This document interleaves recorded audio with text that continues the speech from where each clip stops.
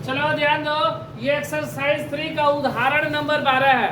ठीक है, कौन सा उदाहरण? 12। सवाल में बोला गया है कि विलोपन विधि का प्रयोग करके, कौन सा हमको विलोपन विधि से बनाना है? इससे पहले लोग प्रतिस्थापन विधि से हल किए थे, अब हमको बनाना है विलोपन विधि। तो बोला विलोपन विधि का प्रयोग कर निम्न रैखिक समीकरण युग्म के सभी हल प्राप्त करें। देखो ये हो गया। ठीक है, इसका हल कितना होगा? देखो तो ये 1/2 हो जाएगा, ये भी कितना जाएगा? 1/2। ये दोनों बराबर और ये बराबर नहीं है। हल होगा?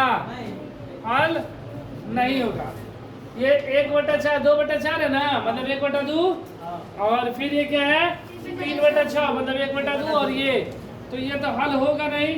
ठीक है, हल नहीं हो पाएगा। ये क्यों नहीं हो पाएगा? क्योंकि ये क्या है? असंगत है और असंगत समीकरण का हल नहीं हो पाता है, इसलिए ये तो हल होगा नहीं। बोला गया विलोपन विधि का प्रयोग कर समीकरण को हल प्राप्त करें, लेकिन ये हल होगा? ये देखो 2/4 है ना, कटेगा तो 1/2 हो जाएगा। ये 3/6 कटेगा तो 1/2, मतलब ये दोनों बराबर और ये बराबर नहीं, मतलब A1/A2 बराबर B1 बराबर नहीं है C1, इसलिए यह हल संभव नहीं है। फिर भी चलो हल करके देख ले रहे हैं। देखो ये समीकरण 1 है और ये समीकरण 2 है। हम लोग विलोपन विधि में क्या करते हैं कि किसी भी एक को, या तो x वाले टर्म को या तो y वाले टर्म को, किसी भी एक टर्म को बराबर करते हैं। ठीक है, जैसे यहाँ पर 2 लिखा गया है तो यहाँ पर हम लोग 4 लिख दे, नीचे 4 के बराबर हो जाएगा। या यहाँ पे 6 लिखा है तो इसको 6 लिख दे, तो कोई भी एक बराबर करेंगे तो हल हो जाएगा।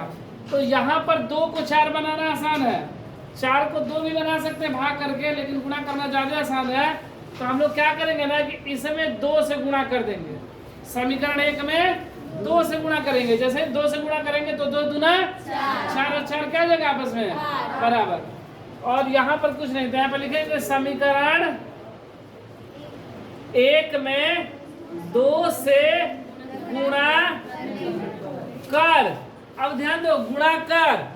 अब यहाँ पर दोनों प्लस है ना, अगर दोनों सेम साइन रहे, अगर या तो दोनों प्लस रहे या तो दोनों एक ही तरह का साइन चिन्ह रहे, तो घटाने पर अगर अलग अलग चिन्ह रहे, जैसे ऊपर मान लो प्लस दिया गया है, नीचे माइनस दिया गया है, तो जोड़ने पर अगर सेम चिन्ह रहेगा तो घटाने पर, सेम चिन्ह रहेगा तो और चिन्ह अलग अलग रहेगा तो जोड़ने पर, इसलिए इसको क्या लिखेंगे?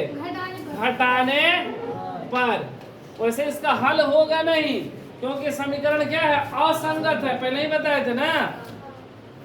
तो ये 2 दूना 4x प्लस 2 तिहाई बराबर 8 दूनी गुणा सब में। ठीक है, और इसमें तो गुणा है नहीं, तो ये जो कहते हो 4x प्लस 6y बराबर 7 दूनी 14। और घटाने पर बात बोला गया है ना, तो प्लस है तो प्लस है तो प्लस है तो ये कैंसिल, 4x से 4x गया, ये भी कैंसिल।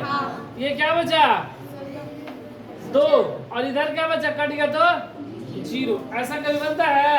नहीं ना, पहले ही बताया गया था ना कि यह इसका हल संभव नहीं है, क्योंकि ये क्या है 1/2, ये भी 1/2 और ये 8/7। जब A1/A2 बराबर B1/B। ठीक है, यहाँ पर ये 7 होगा, गलती से 14 हो गया था, ये 7 होगा। 16 में से 7 गया, कितना बचा? 9। ठीक है, फिर भी यह हल नहीं होगा। हल होगा? ये हल नहीं होगा। लिख देंगे यह समीकरण असंगत है, असंगत है, इसलिए इसका हल संभव नहीं है। इसका हल संभव नहीं है।